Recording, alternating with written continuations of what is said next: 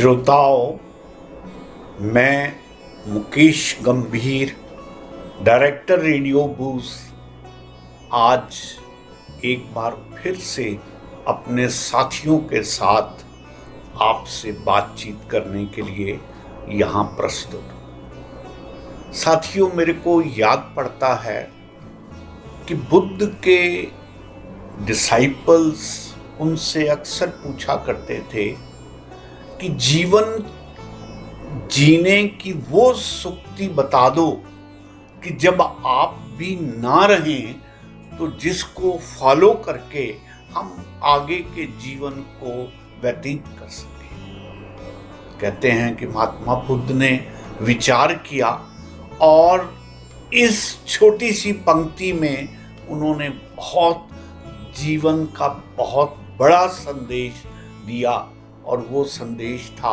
अपम दीपम भवा, कि अपने दीपक स्वयं बनो। साथियों, मुझे लगता है महात्मा बुद्ध के वो डिसाइपल उतने ही जागरूक रहे होंगे कि वो बुद्ध के चरणों में बैठ सकें और इस वाक्य का बहुत अधिक लाभ ले सकें। लेकिन साधारण आदमी अगर ये तय भी कर ले कि उसने अपना दीपक स्वयं बनना है, तो जब तक उसको इस दिए को सही ढंग से कैसे रोशन रखना है इसकी समझ नहीं आती, तो वो अपने दिए को जला के नहीं रख सकता। आज हम जीवन के सभी पहलुओं को किस बैलेंस ढंग से जिएं और अपने तन मन को कैसे स्वस्थ रख सकें, इसकी बात करने के लिए हमारे पास आयुर्वेदा से डॉक्टर कंचन हैं, इधर हमारे विशिष्ट साहब हैं, मैं और प्रवीण। एक जागरूक व्यक्ति होने की दौड़ में क्या क्या बातें होनी चाहिए, उन प्रश्नों के साथ हम आज उपस्थित हुए हैं। डॉक्टर कंचन, आपका बहुत बहुत स्वागत है। विशिष्ट जी, आप आए, हम तहे दिल से आपके आभारी हैं। तो डॉक्टर कंचन, मैं यहाँ से अपनी बात को जानना शुरू करूँगा कि साधारणतः हर एक व्यक्ति सीनियर सिटीजन के रूप में पहुंचता है। कोई आज है, कोई 10 साल बाद होगा, कोई 20 साल बाद होगा। ये वो क्रम है जो हर एक व्यक्ति के जीवन में आता है। मैं विशेष तौर पर आपसे ये जानना चाहूँगा कि सीनियर सिटीजन होने के साथ हमारे शरीर रिलेटेड मानसिक स्तर पर जो हमारे बॉडी का संतुलन है वो आम तौर पर वैसा व्यवस्थित नहीं रहता जैसा कि हम जवानी के समय में रख पाते हैं।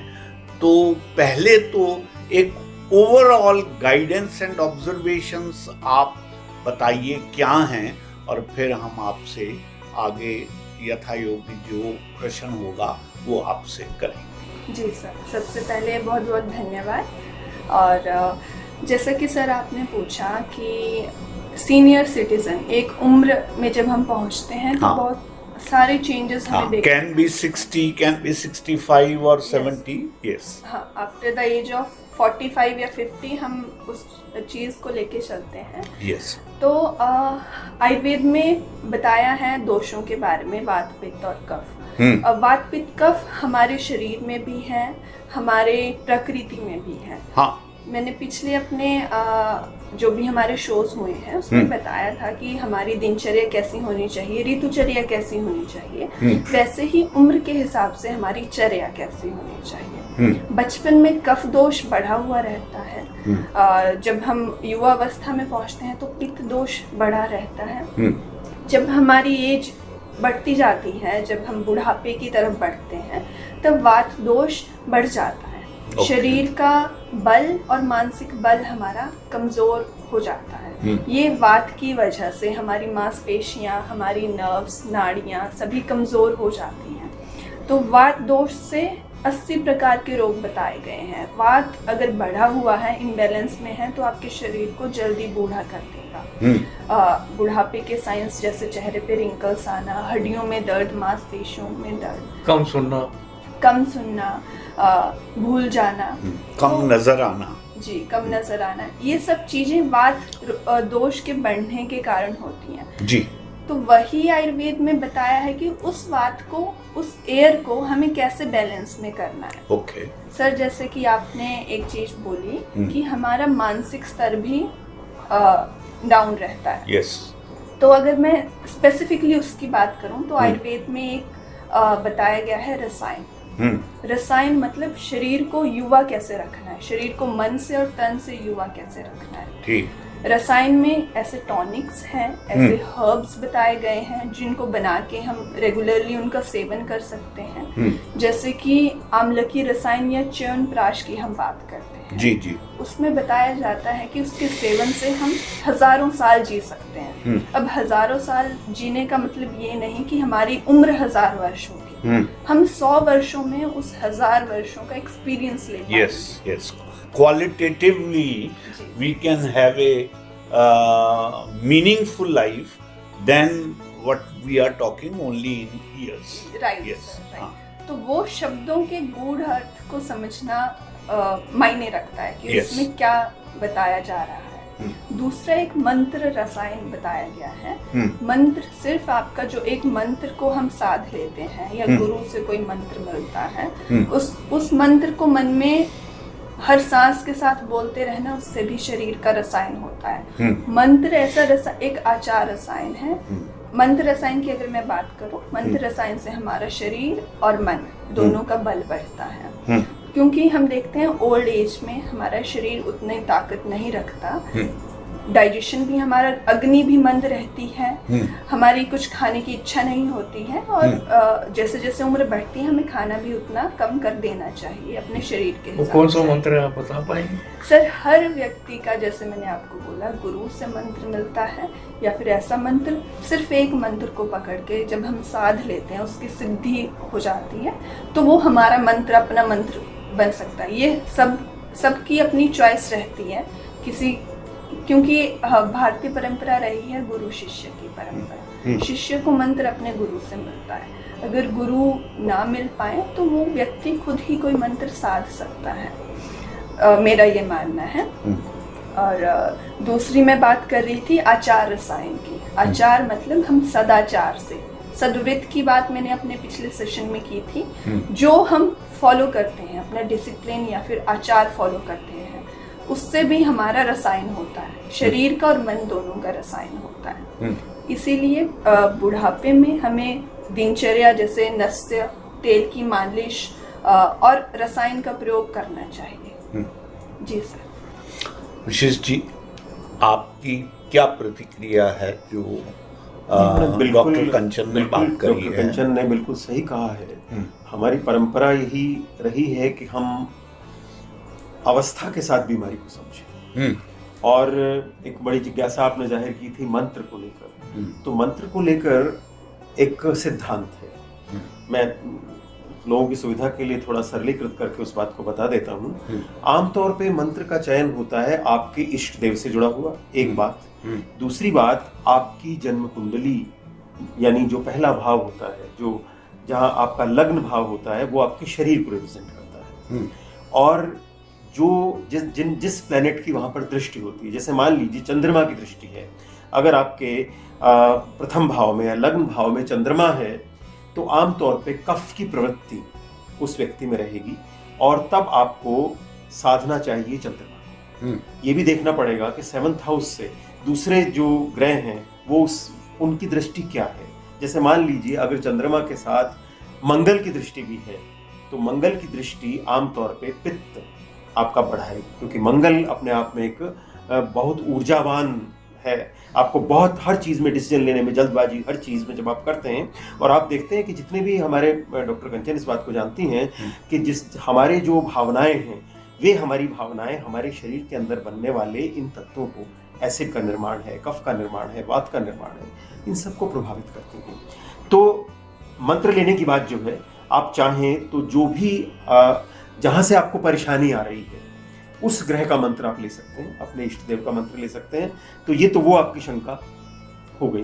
दूसरी बात इन्होंने बहुत सही कहा है कि आयु के अनुसार हमें समझना चाहिए कि हम अपनी दिनचर्या को किस तरह से परिवर्तित करें। पहले तो आप ये जान लें, जैसा उन्होंने आपको बताया, कि आप में क्या महत्वपूर्ण है। यानी आप जैसे एजिंग के साथ साथ आपने बताया कि वात का रोल महत्वपूर्ण है, लेकिन एक बैलेंस है इन तीनों के बीच में भी, कफ, वात और पित्त के बीच में भी। आप यूं समझिए इस बात को भी, इन तीनों का जोड़ 100 है। और होता क्या है कि जैसे बुढ़ापे की स्थिति में जो आपका वात है वो 50 क्रॉस कर जाता है, और बाकी जो 2 हैं वो उस 50 के बाद 25-25 में आते हैं, वहां भी डिसबैलेंस हो सकता है। तो देखने की बात यह है कि आप अपनी डाइट के जरिए इस चीज़ को कैसे बैलेंस करेंगे, आप अपनी दिनचर्या के तरीके से कैसे बैलेंस करेंगे। जैसे आप इस बात को जानेंगी, आप इस बात को जानती है अच्छी तरह से, आयुर्वेद ये कहता है कि अगर आप स्वस्थ रहना चाहते हैं तो सबसे बड़ी बात है आप ब्रह्म मुहूर्त में उठना शुरू कीजिए। अगर आप सुबह 4 बजे के समय उठ सकते हैं और आप उस समय की वायु का सेवन कर सकते हैं, तो आप, होता क्या है, वो दवा नहीं है, होता यही है कि इन तीनों का बैलेंस है। उस सुबह में जो आपको एक ऑक्सीजन मिलती है और सैचुरेटेड ऑक्सीजन मिलती है, वो आपका जो वात है वो वात वायु है, उस वायु को कंपनसेट करती है। और इस तरीके से अगर आप किसी वैद्य के पास भी जाते हैं, वो भी आपको दवा देता है, तो उसकी दवा ज़्यादा कारगर होगी। मैं पुराने अनुभव से इस बात को बताऊं, क्योंकि मेरा परिवार इस प्रक्रिया से जुड़ा रहा है, मैं बचपन से अपने बड़े बूढ़ों से बात सुनता आया हूँ।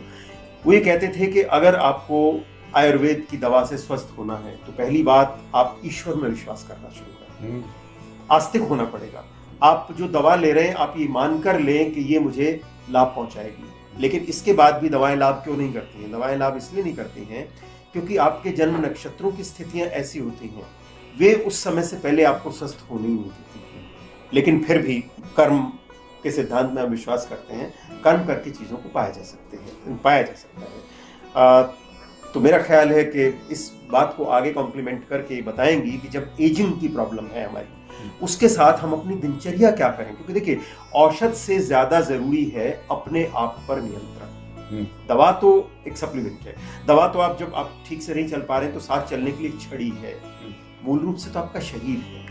तो उस बैलेंस को हम कैसे करें, इस पर डॉक्टर कंचन आगे अपनी बात बताएंगे। हाँ प्रवीण जी, मैं यही जानना चाहता था, मतलब इनके सवाल को ही मैं रिपीट कर रहा था। आप दिनचर्या के बारे में बताइए, जिससे जो एजिंग की जो मेन प्रॉब्लम्स हैं, बोलना, कम सुनना, और इवन अपने न्यूरोलॉजिकल प्रॉब्लम्स जो आती हैं उसमें ऐसा आता है ठीक से ना चल पाना, डगमगाना, ये सारी चीज़ें जो है किस तरह से इस सबको कौन सी मेडिसिन से लाभ होगा?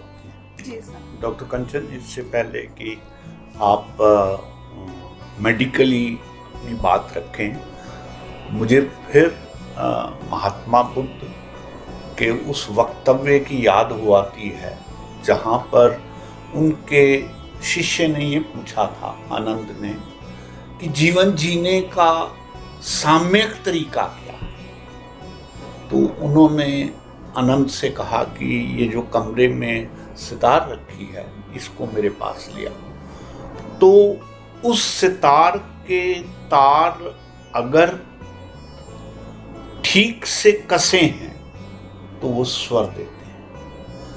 अगर बुद्ध कहते हैं कि इनको आप अत्यधिक ढीला कर दोगे तो भी स्वर नहीं निकलेंगे, संगीत नहीं निकलेगा, और ज्यादा कसने से तो इसके टूटने की भी संभावना रहती है। तो मैं बीच में एक वो बात कह रहा हूँ जो अपने अलग अलग वक्तव्यों में डॉक्टर कंचन कहने का प्रयास कर रहे हैं कि हमें आयुर्वेदिक हो, होम्योपैथिक हो, एलोपैथी हो, सब जगह इस बात का तो ध्यान रखना ही पड़ेगा कि जो कुछ भी किया जा रहा है इस शरीर के साथ या शरीर के माध्यम से, जब तक वो साम्यक रहेगा, बैलेंस रहेगा, तब तक वो ठीक से संगीत में सम्यक का अर्थ संतुलन हाँ, है। हाँ। अच्छा, एक और बात है जो कि मेरे को बैठे बैठे ध्यान आई, मैं ये बात कर रहे थे। एक हम सब लोग जो हमारी कमियां हैं, जैसे मैं कम सुनने लग गया तो फीलिंग ऑफ गिल्ट आ जाती है, यार मैं कैसा था, अब नहीं सुन पाता हूँ, अरे मेरे को भूलने की बीमारी हुई। इन सब चीज़ों का कुछ आयुर्वेदिक में या जो आप मंत्र पद्धति कह रहे हैं उससे लाभ होता है क्या? जी सर, ये तो जो चेंजेस हैं, उम्र का तकाजा है, वो तो होंगे ही चेंजेस, लेकिन हम कैसे बैलेंस में रह सकें। सर ने जैसे बात बोली कि सितार ज़्यादा ढीले भी नहीं होने चाहिए उसकी तारें, और ना ही टाइट होनी चाहिए। इस बात से मुझे अपने गुरुजी की बात याद आ गई। जब भी पेशेंट सर के पास आते थे, जब भी सर पेशेंट देखते थे, तो पेशेंट के पास बहुत सारे क्वेश्चंस होते थे, बहुत सारे डाउट्स होते थे। खाने में क्या खाना है, क्या नहीं खाना है, हर छोटी से छोटी चीज़। तो सर बस एक बात बोलते हैं, मुट्ठी को ना ज़्यादा टाइट नहीं पकड़ना है। ज़्यादा टाइट पकड़ेंगे ना तो भी प्रॉब्लम क्रिएट होगी। तो ज़्यादा नहीं सोचना है, बस जो चला आ रहा है, जो नेचुरल है, जो सहज भाव से, हाँ, वो करना है। तो जैसे आपने अपनी परेशानियां बताई, तो ओल्ड एज में कुछ रिचुअल्स बोले गए हैं करने के लिए। वात जो इम्बैलेंस हुआ है उसको बैलेंस करने के कुछ तरीके हैं। पहला जो हम दिनचर्या में कर सकते हैं वो है, वात के लिए सबसे बेस्ट चीज़ बोली गई है ऑयल, तेल। वात का बेस्ट फ्रेंड तेल है, पित्त का बेस्ट फ्रेंड गाय का घी है, और कफ का बेस्ट फ्रेंड हनी है, शहद है। तो वात में तेल से हम सर की, हाथों की और पैरों की और नाभि पे तेल लगाएं डेली। हो सके तो हफ्ते में 1 या 2 बार पूरे शरीर की अच्छे से मालिश करनी है तेल से। दूसरा, नस्यम करना है। नाक में 2-2 बूंदें रात के समय तेल की 2-2 बूंदें डालनी है। जब ये हम ऑयल की बात कर रहे हैं तो सरसों के तेल की बात कर रहे हैं या कोकोनट ऑयल की बात? सर, तेलों में सबसे अच्छा तिल तेल को बोला गया है। ओके। तो तिल तेल, और अगेन जिसकी जो प्रकृति रही है, डिसीज वाइज क्या प्रकृति है, तो उस हिसाब से एक वैद्य तेल रेकमेंड करता है पेशेंट के लिए। ओके। अगर कोई तेल नहीं है तो तिल तेल इज बेस्ट। घी में गाय का घी, और शहद में माक्षिक बोला गया है, वो पूरा अच्छा छत्ता तोड़ के मक्खियों का लाया गया जो आपकी आंखों के सामने निकला हो। हाँ सर, उसको बोला गया है। तो तिल तेल नाक में 2-2 बूंदे। अगेन अणु तेल एक तेल आता है, उसका नस्य करने के लिए बोला जाता है। कानों में तेल की कॉटन तेल की रुई आप रात में डाल दें, उससे हवा पास नहीं होगी, ब्रेन में भी नरिशमेंट मिलेगी और वात भी बैलेंस रहेगा। फिर ऑयल पुलिंग, जिसको गंडूश बोला जाता है आयुर्वेद में, तेल उसको मुंह में डेली रिचुअल करना है सुबह। और कुछ टॉनिक्स बताए जाते हैं, ब्रेन टॉनिक्स, जैसे मैंने अभी चर्चा की च्यवनप्राश हो गया, आंवला की रसायन। च्यवनप्राश आजकल ढंग का मिलता कहाँ है? सर बाजार से खोजने से मिलता है, खोजने से हर चीज। आप कौन सा च्यवनप्राश रिकमेंड करती हैं? सर वैद्य बनाते हैं, वैद्य अपनी परंपरा जिनकी रही है, डेली उनके पूर्वज भी च्यवनप्राश बनाते आए हैं। अब च्यवनप्राश हर औषधि निर्माण की भी एक प्रोसेस रहती है, ऑथेंटिक प्रोसेस रहती है। मंत्रों से उसको साधित किया जाता है। मंत्रों से जब भी एक वैद्य अपने पेशेंट को दवाई देता है तो वो मंत्र पढ़ता है दवाई बनाते हुए, उससे वो वैद्य की शक्ति या वैद्य का प्रभाव आप बोल सकते हो दवाइयों में आएगा, और वो दवाइयों से रोगी में जाएगा। जो जिस थॉट प्रोसेस से मान लो एक वैद्य ने दवाई बनाई है, वो थॉट प्रोसेस सीधा उस रोगी में जाएगा। जब ये कनेक्शन बैठता है तब एक रोगी शरीर से और मन से स्वस्थ होता है, और जो ज़रूरी है। च्यवनप्राश कैसे लिया जाए? सर, च्यवनप्राश रात को 1 या 2 चम्मच दूध के साथ आप ले सकते हैं, और सुबह खाली पेट 1 चम्मच हम ले सकते हैं। बुढ़ापे में, ओल्ड एज में आंवला की रसायन, आंवला की टैबलेट्स आती हैं, सुबह खाली पेट 2 से 3 टैबलेट्स अगर हम लेते हैं तो ओल्ड एज में इसका बहुत अच्छा रिजल्ट देखने को मिलता है।